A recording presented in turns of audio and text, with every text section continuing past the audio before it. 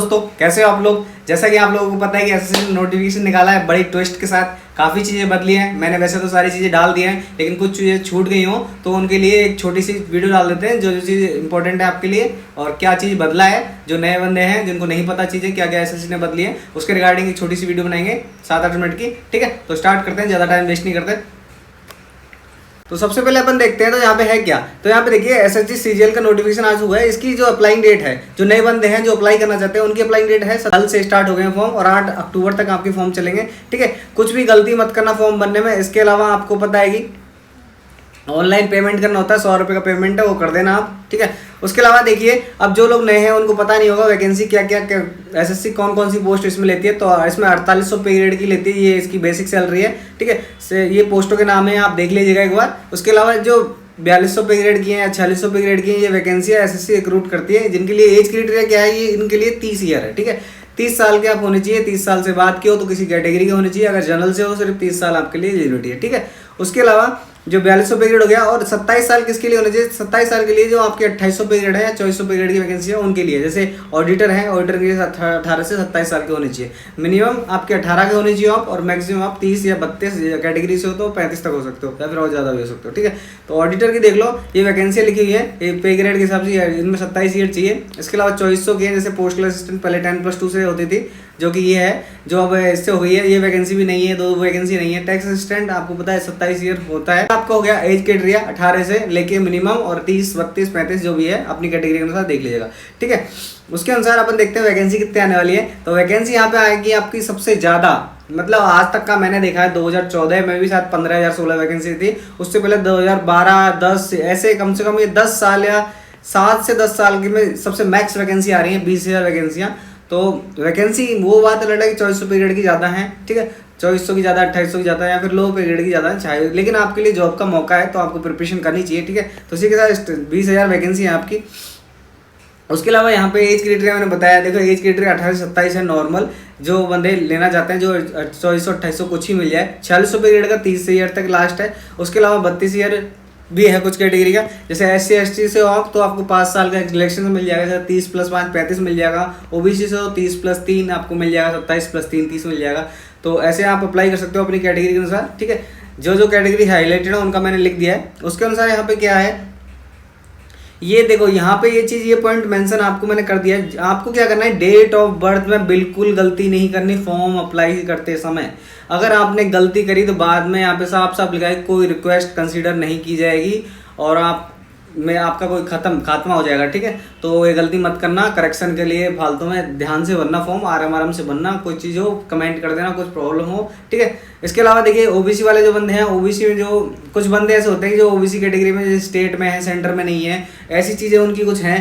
तो भाई साहब साफ साफ देख लेना आपकी कैटेगरी सेंटर में आती है या नहीं आती। यहाँ पे साफ साफ लिखा गया है कि अगर आप OBC कैटेगरी से नहीं हो और आपने फॉर्म भर दिया, इस सिनेरियो में आपका जो फॉर्म होगा, एप्लीकेशन फॉर्म होगा, वो रिजेक्ट कर दिया जाएगा फाइनली। अगर आप पास भी होते हो तो लास्ट में DB में जाके आपको कुल मिला के कुछ नहीं मिलेगा। ठीक है, साफ साफ लिखा हुआ है, इस लाइन को देख लीजिए, हाईलाइटेड है। उसके अलावा यहाँ पे लिखा है OBC से कोई है तो उसकी क्रूशियल डेट जो भी है उनकी, उसके अनुसार आपका सर्टिफिकेट बना होना चाहिए। ठीक है, ये लिखा है कि कोई भी ST SC या फिर ESM से फालतू में फ्रॉड करके बनवाता है सर्टिफिकेट, तो उसको साफ साफ डिवार कर दिया जाएगा, साफ साफ लिखा है। इसके अलावा आप देखिए ये कुछ पोस्ट हैं जैसे AEE है, इसके लिए क्या चाहिए, इसके लिए कुछ नहीं चाहिए आपको, आप ग्रेजुएट होने चाहिए मिनिमम। ये है अगर आपने कॉमर्स से कुछ किया है, ये चीज़ें मास्टर्स वगैरह तो अच्छी बात है, वरना नहीं किया तो कोई भी दिक्कत नहीं है। अगर नहीं किया है और या फिर किया भी है तो अभी आपको प्रोविजन के दौरान ये जो एग्जाम होती है SAS वो पास करनी पड़ेगी, जो साफ साफ मेंशन कर रखा है, 2 साल का प्रोविजन है उसमें पास करनी पड़ेगी। ठीक है, JSO कौन अप्लाई कर सकता है, ये 4800 पे ग्रेड की पोस्ट थी, ये 4200 पे ग्रेड की पोस्ट है JSO। इसमें क्या चाहिए आपको, आपने 12th किया होना चाहिए, 60% आपके मार्क्स होने चाहिए मैथ में, पर्टिकुलर मैथमेटिक्स में। ठीक है, मैथमेटिक्स इन 12th स्टैंडर्ड। ठीक है, तो यहाँ ध्यान रखना आपके 60% मार्क्स होने चाहिए मैथमेटिक्स में। ठीक है, उसके अलावा और सारी पोस्टों के लिए क्या चाहिए, सारी जो पोस्ट है उनके लिए सिर्फ आपका कुछ ही नॉर्मल ग्रेजुएशन चाहिए, BBA जो भी किया आपने, ग्रेजुएशन BTech किया जो भी है, एक नॉर्मल ग्रेजुएशन चाहिए वो चाहिए। ठीक है, इसके बाद अप्लाई ssc.nic.in पे चले जाना, वहाँ पे रजिस्ट्रेशन कराएं, मैं बताऊँगा कैसे करना है आपको। ठीक है, एक ओवरव्यू दे दूँगा। इसके अलावा फोटो आपको 20 से 50 KB में करना चाहिए, यही चीज़ें आपको साइन में करनी है। ठीक है, अब फोटो आपको कैसे करना है, फोटो आपको देखो साफ साफ है, ऐसे नहीं करना है, ऐसे नहीं करना, ये ब्लैक एंड वाइट नहीं करना, उल्टा सीधा या फिर इधर उधर जाके पोज नहीं देने, आपको एक नॉर्मल लेना है, बैकग्राउंड क्लियर होना चाहिए आपका पीछे से, और आपको बिल्कुल दोनों काम दिखने चाहिए, ऐसा फोटो आपका आना चाहिए, ठीक है। ऐसा ही साइन आपको जब अपलोड कर दोगे आप, तो यहाँ पे आपको फोटो ढंग से दिखना चाहिए, एक बार प्रीव्यू करोगे ना तो देख लेना उस चीज़ को, ठीक है, वरना आपका रिजेक्ट होने के चांसेस ज़्यादा है। 100 रुपये की फीस लगती है, और कुछ कैटेगरी SC ST या फिर ESM जो भी कैटेगरी है उनके लिए नहीं लगती, ठीक है। अब देखिए आपका सिलेक्शन कैसे होगा, आपका एग्जाम क्या क्या है, ठीक है, वो देखिए। तो सबसे पहले आपका क्या होगा, इसमें 2 टायर हैं इस बार भी, टायर 1 और टायर 2, ठीक है। टायर 1 में क्या होगा आपका, ये टायर 1 दोनों जो पेपर होंगे वो कंप्यूटर बेस्ड होंगे, यानी कंप्यूटर पे दिए जाएंगे, ऑफलाइन नहीं होंगे, ठीक है। तो टायर 1 में क्या होगा, टायर 1 में 4 सिलेबस आएंगे, जीके आएगी, रीजनिंग आएगी, क्वांटिटी आएगी यानी मैथ आएगी, और इंग्लिश आएगी। चारों के 25-25 क्वेश्चन होंगे और 50 नंबर के मैक्स क्वेश्चन होंगे, ठीक है। इससे ये क्या होगा, ये क्वालिफाई है, 1 घंटे का पेपर होगा, ये क्वालिफाई रीजन्स का होगा, ठीक है। इसमें कोई दिक्कत नहीं है, नेगेटिव मार्किंग होगी 0.5 पर क्वेश्चन, और आपको एक क्वेश्चन होगा 2 नंबर का, ठीक है। ये चीज़ आपको 1/4 मार्किंग होती है, वो है, ठीक है, कोई दिक्कत नहीं है। इसके अलावा देखते हैं टायर 2। टायर 2 में बिग चेंजेस हुआ है। टायर 2 में आपको बहुत सारी चीज़ें जो पुराने हैं उनके लिए भी नहीं है, जो नए हैं उनके लिए भी नहीं है, ठीक है। तो इसमें क्या हुआ है, इसमें जो सब्जेक्ट तो वो आपके एक सब्जेक्ट नया ऐड हुआ, जैसे आपका जो लगेगा पेपर 1। पेपर 1 में क्या क्या चीज़ें होंगी, जैसे शुरू का जो 1 घंटे का पेपर होगा उसमें क्या होगा, उसमें मैथ होगी आपकी और रीजनिंग होगी, ठीक है। वो 1 घंटे में होगा, उसमें क्या 30 क्वेश्चन आपके आएंगे मैथ के और 30 क्वेश्चन आएंगे रीजनिंग के, ठीक है। उन क्वेश्चनों का वेटेज कितना होगा, तो एक क्वेश्चन 3 नंबर का होगा, तो टोटल आपके 60 क्वेश्चन हो गए 180 नंबर के, 1 घंटे में आपको करने हैं। ये सेक्शन आएगा। इसके बाद आपका दूसरा सेक्शन ओपन होगा 1 घंटे में। ये आपका दूसरा सेक्शन ओपन हो जाएगा तुरंत ही। उसमें आपकी आएगी इंग्लिश और जनरल अवेयरनेस यानी जीके। 45 क्वेश्चन आपके इंग्लिश के होंगे और 25 क्वेश्चन आपके जीके के होंगे। 45 क्वेश्चन इंग्लिश के और 25 क्वेश्चन जीके के होंगे। टोटल होंगे 70 क्वेश्चन। ये 3 नंबर का एक क्वेश्चन, तो टोटल होगा 210 का वेटेज, ठीक है। ये 2 घंटे में आपका कंक्लूड हो जाएगा। 1 घंटा ये 1 घंटा ये, 2 सेक्शन आपका कंप्लीट हो गए। इसके तुरंत बाद आपका कंप्यूटर का खुलेगा। कंप्यूटर आपका होगा 15 मिनट का। तो 15 मिनट में आपको करना है कंप्यूटर के जो भी क्वेश्चन होंगे 20 क्वेश्चन, 20 गुणा 3 60, यानी कि इसमें बस क्वालिफाई करना है आपको। क्वालिफाई क्राइटेरिया कितना है मैं आगे बताऊंगा आपको, ठीक है। तो इस चीज़ का देख लीजिएगा। बाकी उसके बाद आपको होगा 2 घंटे होने के बाद आपका एक टाइपिंग टेस्ट होगा, डैश जिसको बोलेंगे। तो ये भी आपका उसी टाइम हो जाएगा। तो टायर 2 यानी टाइम प्रोसेस है आपका क्या है बचाने के लिए। इसमें क्या है आपका प्रोसेस विद इन 1 ईयर हो जाएगा। ये प्रोसेस जैसे आपका प्री लग गया, प्री के बाद बस अप्रैल में मेंस लगा और मेंस के बाद आपको बस प्रेफरेंस फॉर्म मिलेगा, ठीक है। तो इस चीज़ का बहुत ही फायदा है, बहुत ही स्मूथ हो जाएगा। डायरेक्ट आपको डीवी के लिए मौका मिलेगा। जैसे एसएससी टायर 2 हो गया आपका, जैसे ये पेपर आपके पूरे हो जाएंगे जो भी है। पेपर 2 उनके लिए जो मैथ साइंस जेएसओ जो फॉर्म भरा था अपने मैथ से भरा था, और ये डब्ल्यू जिन्होंने अप्लाई किया और इसकी कट ऑफ ज़्यादा जाएगी, ठीक है। टायर 1 से कट ऑफ 2 कट ऑफ बनती है, एक तो नॉर्मल सब पोस्ट के लिए, एक जेएसओ के पर्टिकुलर के लिए, और एक बनती है डब्ल्यू के लिए। डब्ल्यू में हायर रैंक वाले जिनके अच्छे नंबर आते हैं उन लोगों को क्वालिफाई करते हैं, ठीक है। आपका स्मूथ प्रोसेस ऐसा हो जाएगा जैसे टायर 2 आपका रिजल्ट आ गया, टायर 2 के बाद आपको तुरंत प्रेफरेंस फॉर्म मिलेंगे और डीवी के चांसेस होंगे आपके, ठीक है। तो इसी का फायदा आपका एक टायर 3 का प्रोसेस कट गया और टायर 4 डायरेक्ट आ गया आपका। तो 2-3 महीने आपके बच गए, 3-4 महीने बच गए, ठीक है। तो वो चीज़ अच्छी हो गई, स्मूथ हो गया। इसके अलावा मोड देख लीजिए। इसमें देखो सेक्शन 1 में क्या है, तो मैथ और रीजनिंग है। सेक्शन 2 में क्या है, इंग्लिश और जनरल अवेयरनेस है। सेक्शन 3 में क्या है, जीके साफ साफ दिख रहा है, कंप्यूटर है और डाटा एंट्री स्पीड है। डाटा एंट्री है, टाइपिंग टेस्ट है, ठीक है, वो देख लीजिएगा। इसके अलावा कुछ नहीं है। इसके अलावा यहाँ पर साफ साफ कह रहा है कि अगर जिन भी पोस्टों में सीपीटी की रिक्वायरमेंट होगी उनमें साफ साफ लिखा है कि डेक्स्ट आपको क्वालिफाई करना कंपलसरी है, ठीक है। वो चीज़ आप कर लीजिएगा, यहाँ पे साफ साफ लिखा है इन चीज़ों में। उसके अलावा देखते हैं ये साफ साफ लिखा है कि डाटा आईटी ऑपरेटर जो डेस्ट वाला जो कराएंगे हम, उसमें 2000 वर्ड होंगे तो आराम से हो जाएगा। 25 वर्ड की आपकी स्पीड भी है, तो भी कोई दिक्कत नहीं, आपको हो जाएगा। पर ये है कि आपका एक ही चांसेस मिलेगा, आपको बार बार चांसेस नहीं मिल रहे। स्मूथ अच्छा हो गया पेपर, ठीक है। उसके अलावा सिलेबस देख लीजिए। तो सिलेबस में आपका देखो जनरल अवेयरनेस का सिलेबस है, इसमें कुछ हाईलाइटेड मैंने किए हैं, वही थोड़े चेंजेस लग रहे हैं मेरे को, बाकी नहीं है। और जीके में इन्होंने साफ साफ लिखा है कि करंट अफेयर्स है, उससे रिलेटेड अपनी पड़ोसी जो कंट्री है उनसे रिलेटेड ही हम पूछेंगे। बाकी ज़्यादा कुछ क्लैरिफाई नहीं किया है, करंट का ही पूछेंगे ऐसा बोला है। और स्टैटिक हिस्ट्री कल्चर उन्हीं से रिलेटेड पूछेंगे, ठीक है। जो करंट्स में जो चल रहा है उससे रिलेट करके क्वेश्चन पूछे जाएंगे। इसके अलावा इंग्लिश हो गया। इंग्लिश में साफ साफ लिखा है कि आपको कॉम्पिटिशन और राइटिंग स्किल्स आनी चाहिए, दोनों चीज़ें, ठीक है।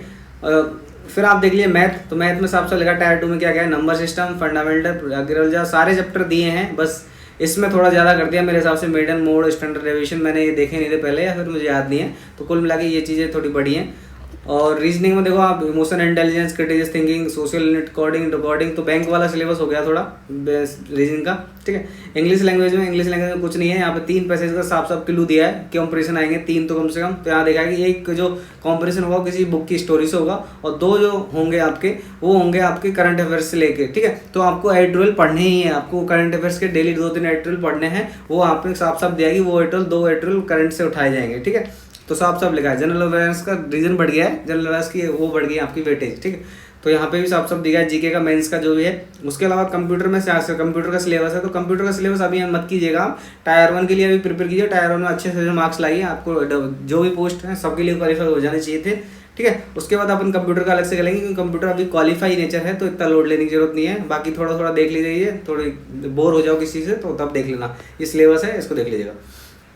इसके अलावा जो भी है सारे सेक्शनों में आपकी जो वेटेज है, जो कितना परसेंटेज आपको पास होने के लिए होना चाहिए, तो यहाँ पे साफ साफ लिखा है जनरल के हो तो 30% आपको होना चाहिए। जैसे फर्स्ट पेपर में सेक्शन जो है पहला 180 का है, दूसरा आपका 210 का है, और तीसरा आपका 60 का है। तो सब में आपका 30% यानी इसमें 18 नंबर, इसमें 13 नंबर, इसमें करीब करीब कितना 180 का है तो 54 नंबर चाहिए, ठीक है। तो इस हिसाब से देख लीजिएगा, अलग अलग कैटेगरी अलग अलग वेटेज ये क्लियर होना चाहिए। ऐसा नहीं है आप सेक्शन 1 में कम रह जाओ, सेक्शन 2 में टॉप कर जाओ, तो ये चीज़ें नहीं होनी चाहिए। सब में पास होना आपके लिए जरूरी है, ठीक है।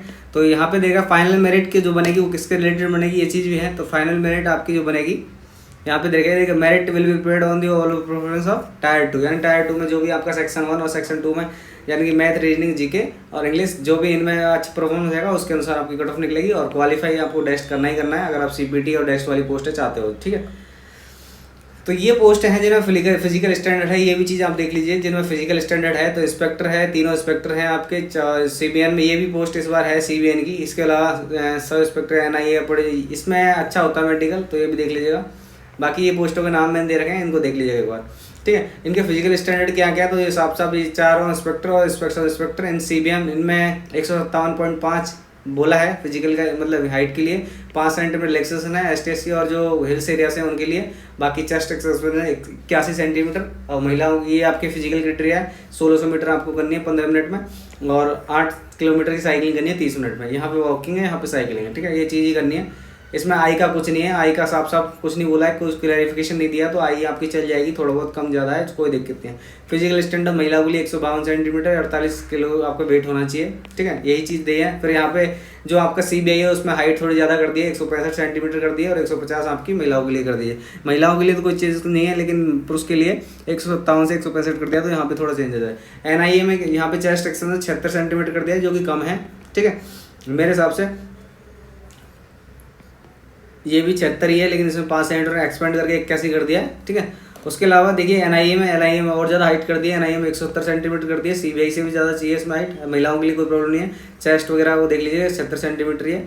यहाँ पे आई विजन बोला है सीबीआई में और एनआईए में, इनमें बोला है साफ साफ की 6/6 होनी चाहिए, साफ साफ बोला है आपके लिए। तो यहाँ पे आई आपकी नहीं है, तो इन पोस्टों को छोड़ के और देख लीजिएगा एक बार, और किसी और के लिए तैयारी करनी है। बाकी मेडिकल के लिए जो रूलिंग है छोटी मोटी, बाकी डीप तो मैं बता दूंगा, डीप भी बताया हुआ है कि किस आप परमानेंट मेडिकल डैमेज होगा आपका तो उसमें बाहर कर देंगे आपको, ऐसा भी दिया हुआ है एसएससी ने साफ साफ नोटिफिकेशन में। आपको लगता है कि उसको बताना चाहिए, आप लोग कमेंट कर दीजिएगा, ठीक है। बाकी यहाँ पे जनरल साफ साफ दिया गया, आपका कोई कान नाक मतलब कान नाक थ्रोट आप कोई दिक्कत नहीं होनी, सारी चीज़ें होनी चाहिए। नॉर्मल सिनेरियो है, सब जॉबों के लिए अप्लाई है, ऐसा कुछ नहीं है, जनरल ओवरव्यू है, ठीक है। इसमें साफ साफ कहा गया आपको स्क्रीन टच नहीं होनी चाहिए, और आंखें आपकी ढंग से होनी चाहिए, आई बॉल आपकी ढंग से घूमनी चाहिए। तो किसी को ऐसे ऐसे दिक्कत है तो उसके लिए प्रॉब्लम है, ठीक है। और इसमें साफ साफ लिखा है कि स्पीच आपकी फ्रिक्वेंट होनी, जो स्टैमर करते हैं तो थोड़ा बहुत चल जाएगा, लाइट स्टैमरिंग का दिया हुआ है, लेकिन ज़्यादा है तो नहीं चलेगा, साफ साफ मना करके है, ठीक है। ये ग्लैंडुलर स्वेलिंग वगैरह है, लिम्स है, और ये टैटूज़ का भी दिया है, टैटूज़ का नीचे मैं बताऊँगा। तो ये ठीक है, ये थोड़ी थोड़ी आपकी जनरल ओवरव्यू है, इनका देख लीजिएगा, स्क्रीनशॉट लीजिएगा, ठीक है। इसके अलावा यहाँ पे दिया हुआ है आपका जनरल एग्जाम्स, यहाँ पे देखो साफ साफ दिया हुआ है आपका जो टैटू है, इसको मैंने थोड़ा ब्लर नहीं, देख लो इसको। तो टैटू में इसमें साफ साफ किया गया, अगर आपका फोरआर्म पे यानी कि यहाँ आपका अंदर हिडन में है आपका टैटू तो वो चल जाएगा, ठीक है। बाकी उसके अलावा कहीं भी है यहाँ पे लगा, और अदर कहीं बॉडी पार्ट में है आपका ये लिखा हुआ, tattoos anywhere other part of body not acceptable. और जो एक कमेटी होगी डीडीजी, उनके सामने उनको पेश किया जाएगा, अगर उनको अप्रूव करते हैं ठीक है, वरना आपका कैंसिल हो जाएगा, ठीक है। इसके अलावा देख लीजिए एसटी कैटेगरी के लिए ये सेंटर का फॉर्मेट है, कोई बार बार नहीं पूछेगा कि सर क्या फॉर्मेट है, ये फॉर्मेट है, इसी में बनवाना है आपको, ठीक है। सेंटर की वैकेंसी है तो सेंटर का होना चाहिए आपका, ठीक है। ये ओबीसी भाइयों वालों का है, ठीक है, और ये EWS वालों का है, ठीक है। तीनों अपने फॉर्मेट देख लीजिएगा, उसके अनुसार अपनी बना लीजिएगा जो भी आपका सर्टिफिकेट है। इसी के साथ एक बड़ा ओवरव्यू तेज दिया है मैंने, लेकिन मोस्टली चीज़ें आपको लगती हैं तेज और आपकी काम की, तो पॉज करके लिख लीजिएगा ये चीज़ें आप आपके अनुसार एलिजिबल हैं कि नहीं है, ठीक है। मोस्टली मैंने कवर करने की कोशिश करी है, और शाम को मैंने डिस्कशन कर लिया था, आप शाम को जो आप मेरी डिस्कशन की वीडियो थी उसमें देख लीजिएगा, और कुछ डाउट हो तो कमेंट कीजिएगा।